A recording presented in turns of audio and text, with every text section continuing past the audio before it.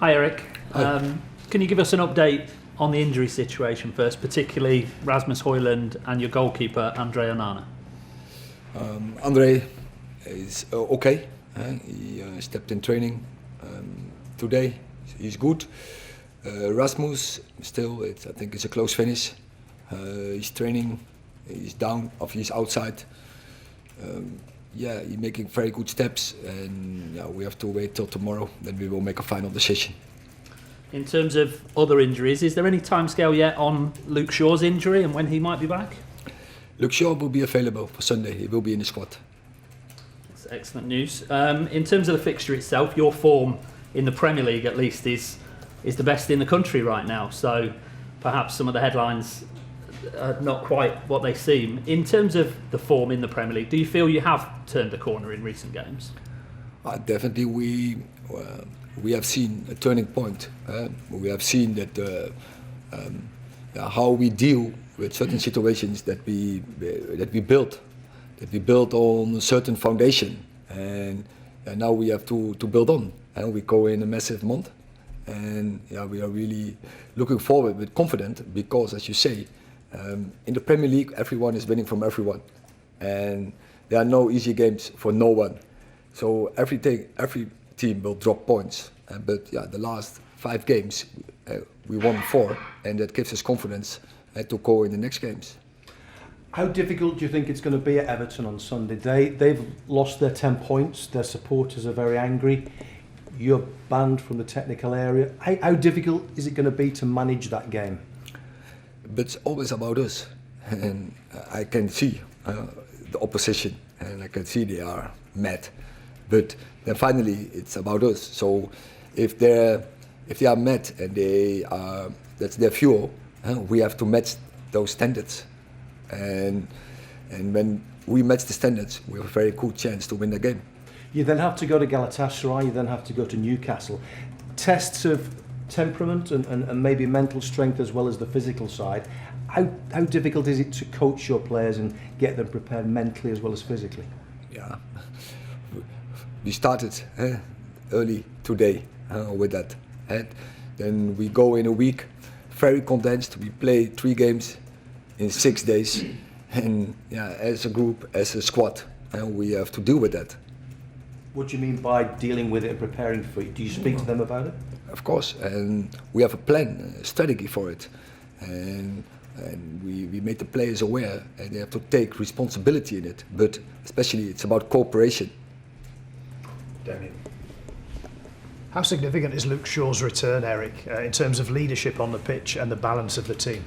You can mention many things. You can mention his physique, you can mention his technical ability, his leadership. Yeah, it's clear. A long time in the season we didn't even have a left fullback. So we are very happy he's back. So that's a good sign. But he will help us that we are more stable. I'm sure of that. And given the atmosphere at Everton, are you going to have a special word with your players about maintaining discipline and not perhaps getting carried away with the intensity of the occasion? Yeah, but I think we should also we step forward in that recently, and this season we make some steps there. We have a good form. We also have a good away form. We have a strong belief. We know what we have to do to have the platform to win games. Yep. Hi Erik, can I ask about Johnny Evans and how he's getting on? I know he missed the Luton game. Is he in contention for Sunday? And can I ask about Raphaël Varane? There have been reports of disagreements with him. Can you clarify what the situation is there? No. So to Johnny, he's on the way back. He's not ready for Everton, but will not take long. Raphaël Varane, I don't know where you're talking about. It's Rumours.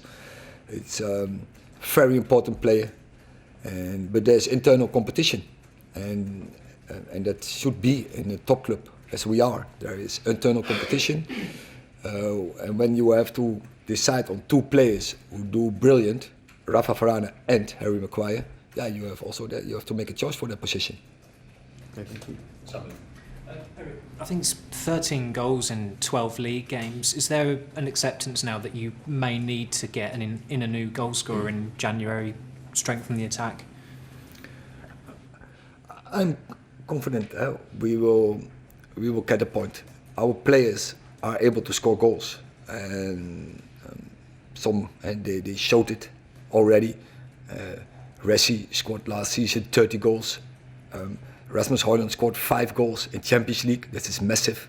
And not many players across Europe who can deliver that. So our players are capable of scoring goals, and there will come a point they will do. And as a team, it's good. We are, I think, 5th ranked in the Premier League by creating chances. So yeah, they have to step up. They know that, but you have to deal with that with those pressure. That is the standard of Man United. But our players have the abilities to score goals. Chris. Hi Eric. You're banned from the touchline on Sunday. In hindsight, the booking against Luton, the other 2 cards you got before that, were they correct, or do you think that more can be done to improve the relationship between managers on the touchline and the match officials? It's let's say this. It's Ben. And you're not always agreeing with the refereeing, and I think many decisions this season were against us. I saw a list. We are number 18th in the league, but still I have to accept it. And yes, now I ban. Can be an advantage. I have a better overview. Do you think it's kind of a two-way street where the managers maybe have to not show their frustration as much, but also the match officials need to be more understanding? Definitely, you have to behave yourself there, and even when they make mistakes. Laurie. Erik, what do you make of Everton's 10-point ban over financial fair play breaches, and how much of that is a consideration at Manchester United, the financial fair play landscape? I can't tell because I don't know the details about it. So why? So I don't have an opinion about that. And of course, it's when I was Everton fans. I can imagine they are very mad. But yeah, we can do nothing for it, and only we have to play against them. So yeah, we have to match their standards. In terms of the picture at Manchester United, how much of that? Pardon? Sorry, in terms of the picture at Manchester United, though, how much of financial fair play regulations are an impact on what you can do in the January transfer window, for example? Now, but that's not only now we're talking now January, but it was also the previous window and the window before. Was always is that a limit how you in what case you can do business, and so we have to match it, but it limits you in the things you can do. On AM, on DAB, via the talkSPORT app and on your smart speaker. talkSPORT.